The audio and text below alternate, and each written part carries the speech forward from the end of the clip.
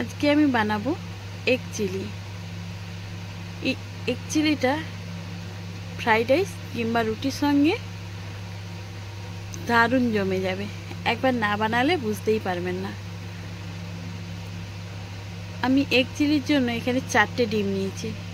আপনারা বেশি পরিমাণ বাড়াতেও পারেন, আবার কমাতেও পারেন। আমি ডিমগুলোকে একসঙ্গে ফাটিয়ে নেব।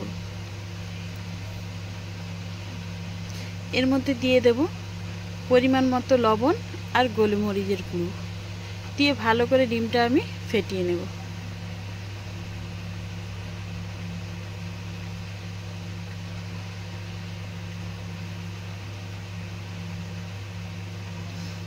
একটি তাওয়াতে আমি একটু বেশি পরিমাণে তেল দিয়ে ডিমগুলোকে ভেজে নেব। আপনারা একসঙ্গেও ভেজে নিতে পারেন, না হলে ছোট ছোট করে ভেজে নিতে পারেন।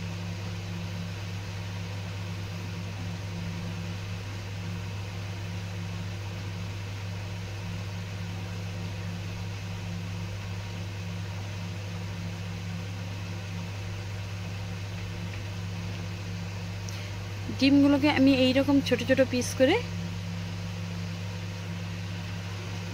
ভালো করে ভেজে নেব।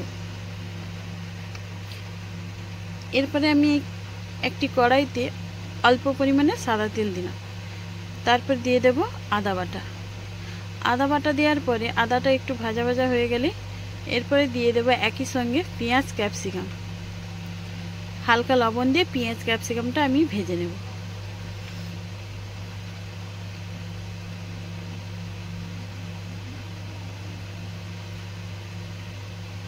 খুব বেশি কড়া করেও ভাজতে হবে না, মোটামুটি একটু বেশ কালার এসে গেলে আমি দিয়ে দেব অল্প পরিমাণে একটু জল।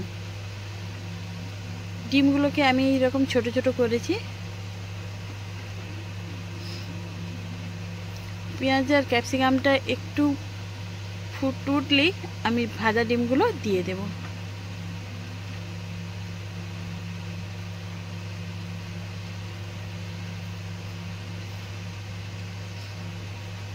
এরপরে আমি পরিমাণ মতো দিয়ে দেব soya sauce, chilli sauce, tomato ketchup.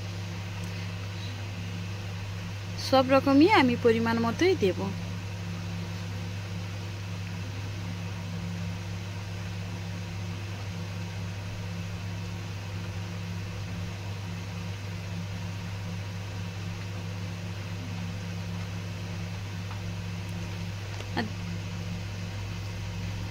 আর দিয়ে দেব স্বাদ মতো চিনি আর লবণ। শেষে দেব একটু কর্নফ্লাওয়ার গোলানো। আমি 1 চামচ কর্নফ্লাওয়ার গুলিয়েছিলাম, সেটা দেখানো হয় না। আমি ওই ডিমের মধ্যেই দিয়ে দেব। দেখুন কত সুন্দর এগ চিলিটা রেডি হয়ে গেছে।